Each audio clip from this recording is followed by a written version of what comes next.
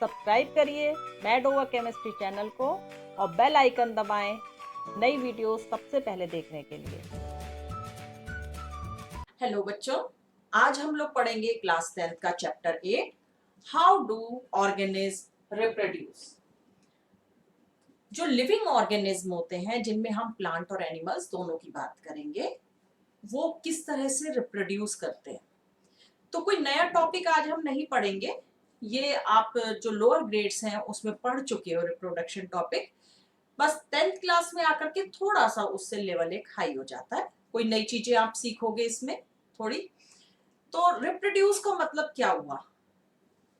जिस समय आप ये वीडियो देख रहे हो उस समय आप इस तरह से अज्यूम करा करो कि आप क्लास में बैठे हो अपनी टीचर के सामने।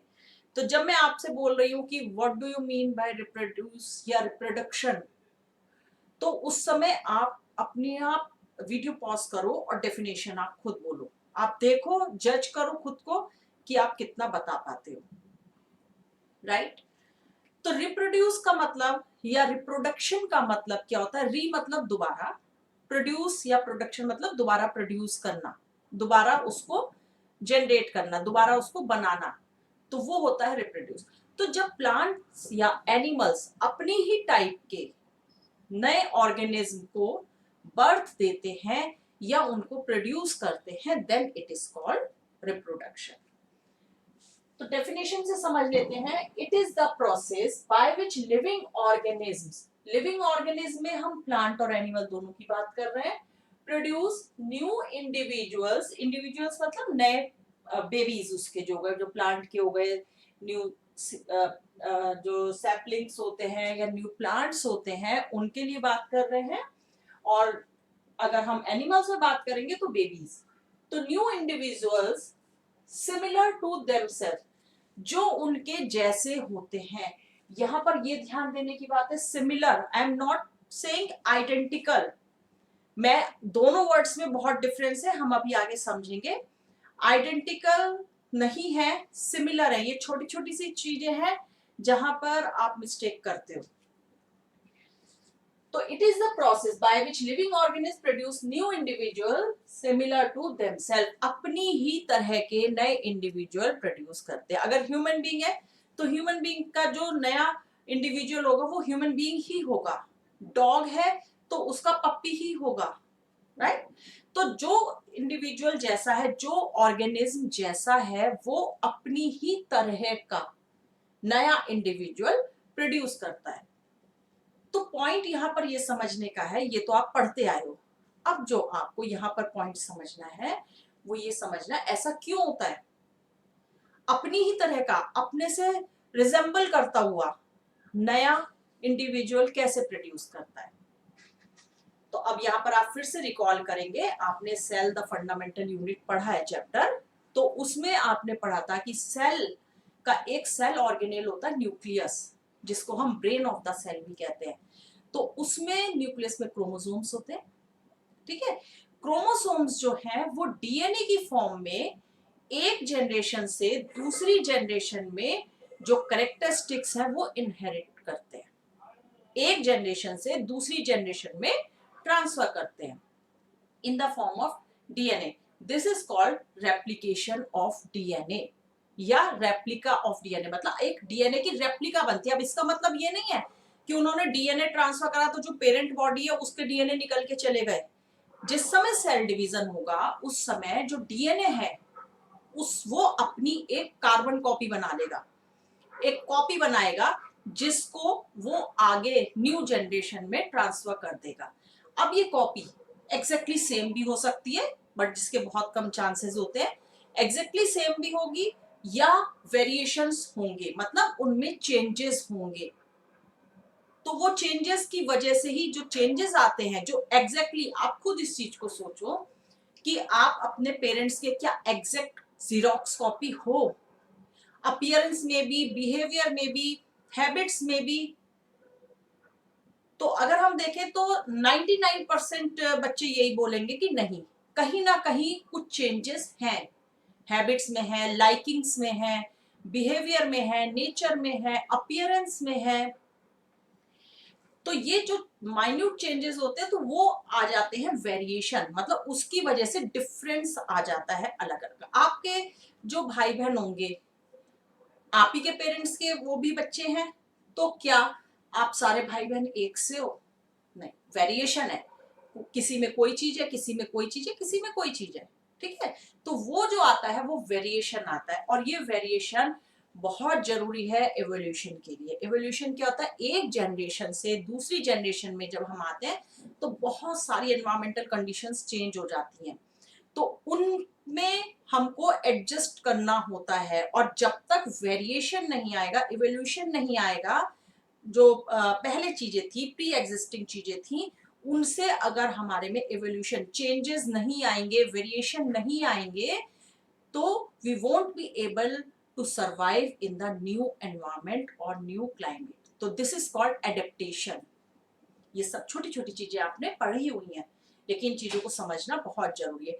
बहुत डिटेल में हम जो कह रहे हैं कि कार्बन डीएनए का कार्बन कॉपी बनता है, उसका रेप्लिकेशन होता है, वो हम पढ़ेंगे आगे। आप चैप्टर पढ़ोगे इनहेरिटेंस एंड एवोल्यूशन, तो वहां पर हम ये पढ़ेंगे chapter. Sorry, heredity and evolution है, नॉट इनहेरिटेंस। इनहेरिटेंस इनहेरिटेंस करते हो, वो इनहेरिटेंस ही निकल रहा है मुंह से।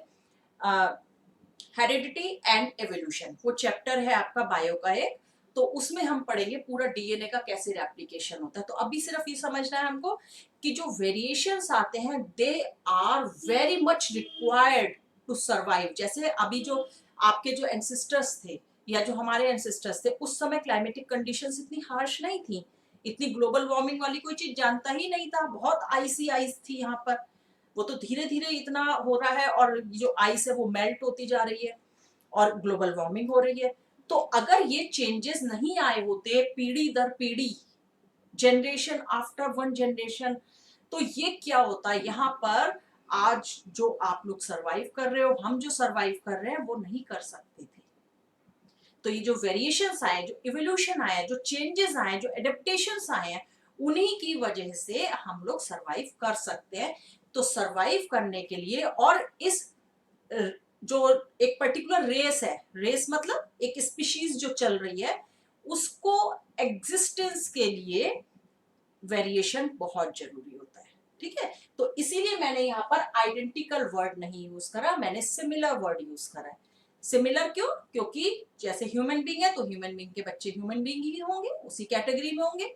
आप देखो क्लास में आपके हर बच्चा, कितने बच्चे होंगे आपकी क्लास में, हर बच्चा डिफरेंट है, हर बच्चा क्यों, लेकिन है तो वो ह्यूमन बीइंग, तो वो सिमिलर कैटेगरी में आते हैं, सिमिलर स्पीसीज को बिलोंग करते हैं, लेकिन वो आइडेंटिकल नहीं है, ठीक है। अब डिफरेंस आपने समझा सिमिलर एंड आइडेंटिकल में। तो ये हो गई रिप्रोडक्शन की डेफिनेशन। अब रिप्रोडक्शन के टू टाइप होते हैं, एसेक्सुअल एंड सेक्सुअल। ये आप लोग जानते हैं इसको, लेकिन फिर भी हम इन शॉर्ट इनको थोड़ा सा पढ़ेंगे, और जो थोड़े चेंजेस हैं वो भी पढ़ेंगे। तो जो एसेक्सुअल रिप्रोडक्शन होता है, a single parent is involve, एक ही पेरेंट रिक्वायर्ड होता है, इसमें दो पेरेंट्स की जरूरत नहीं होती, एक सिंगल पेरेंट जो है वो इन्वॉल्व होता है। सेक्सुअल में बोथ पेरेंट्स इन्वॉल्व, दोनों पेरेंट्स होने चाहिए, एक मेल और एक फीमेल।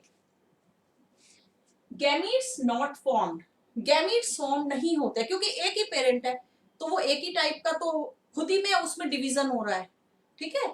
तो इसमें कोई गैमीट की जरूरत नहीं होती है। जो सेक्सुअल रिप्रोडक्शन होता है इसमें गैमीट्स फॉर्म होते हैं, जो मेल होता है उससे मेल गैमीट बनते हैं स्पर्म, और जो फीमेल होती है उनसे फीमेल गैमीट बनते हैं एग या ओवम, ठीक है।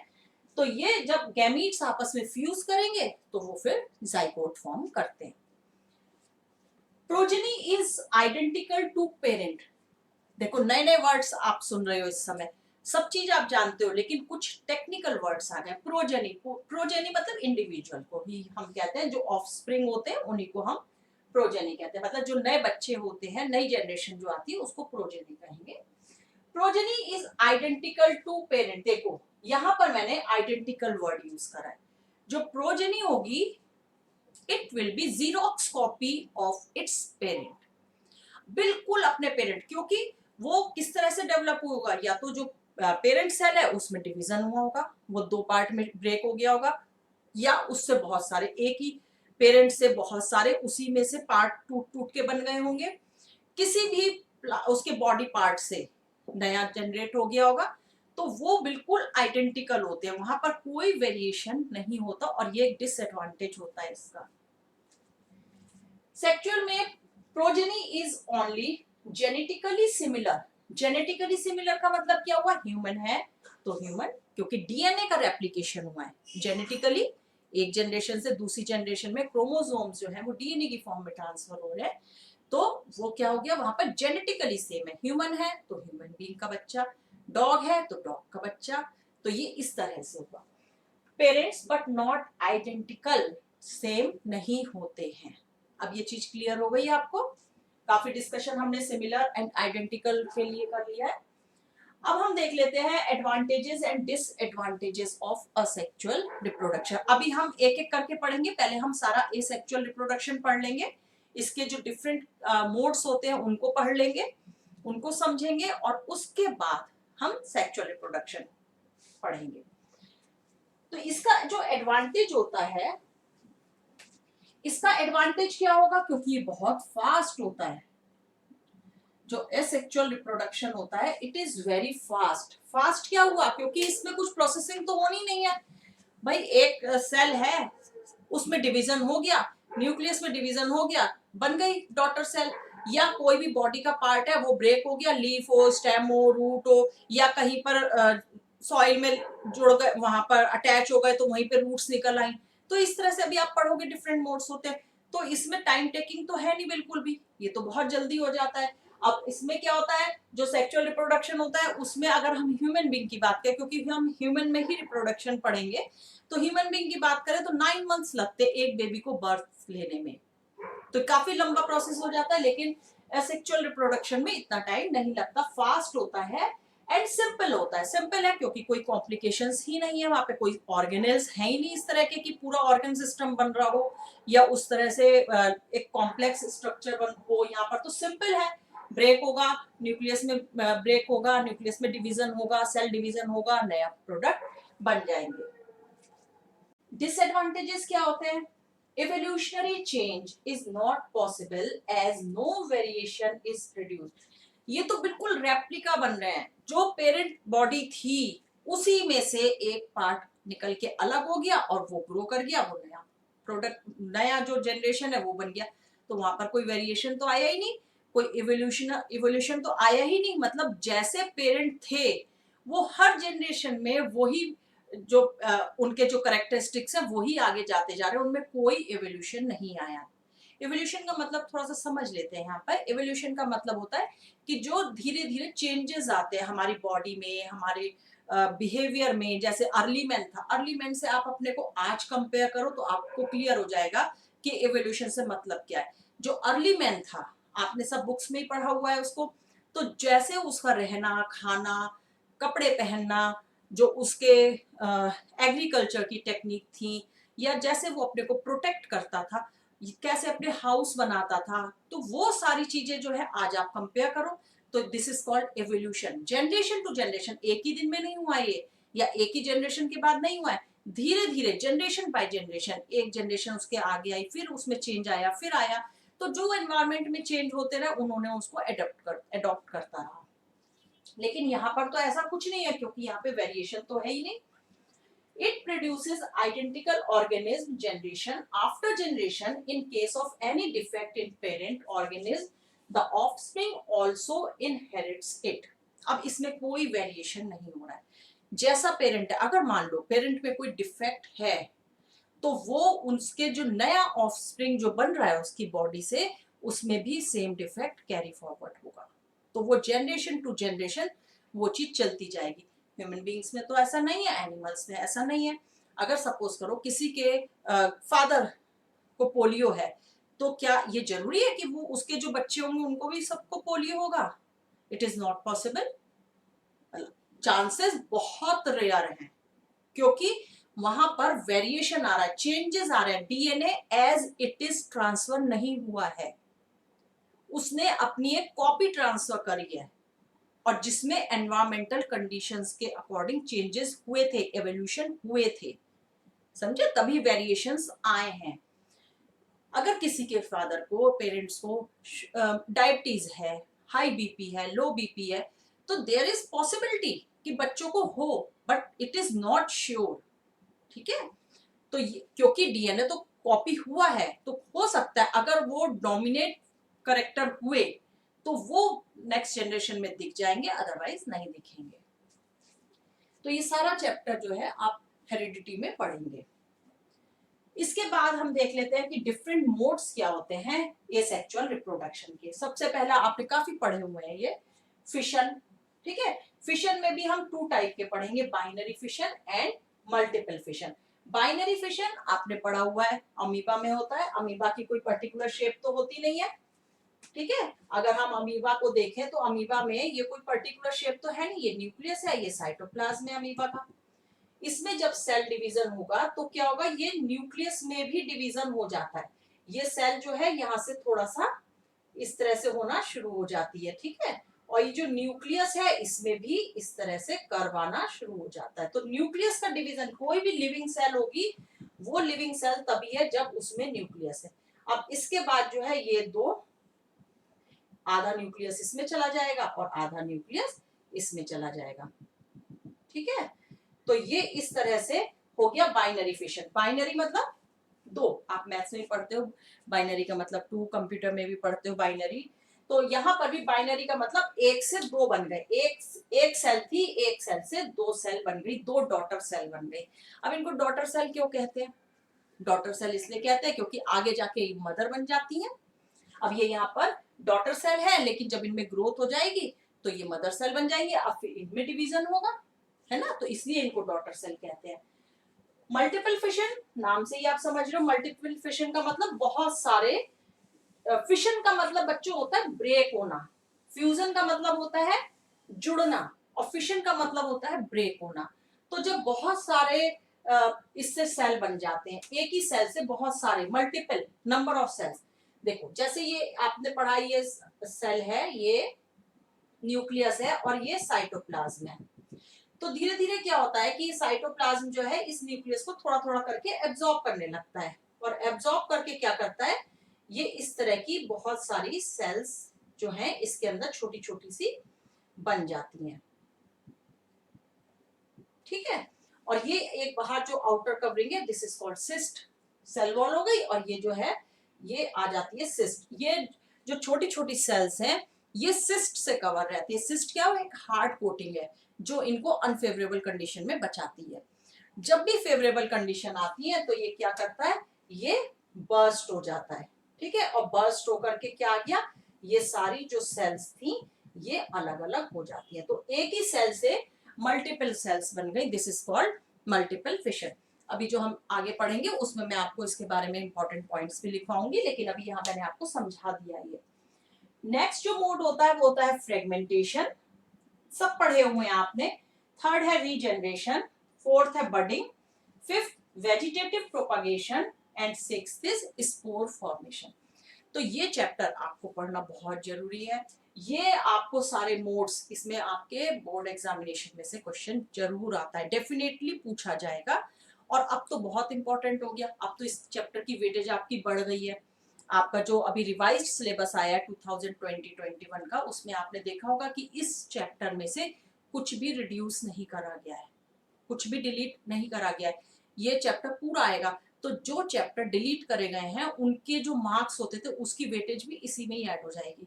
तो इसको छोटी छोटी चीजों को आपको समझना है, इसको जल्दी से नोट डाउन कर लीजिए, फिर हम आगे आज के लेक्चर में हम लोग binary fission and multiple fission इसको कंप्लीट करेंगे।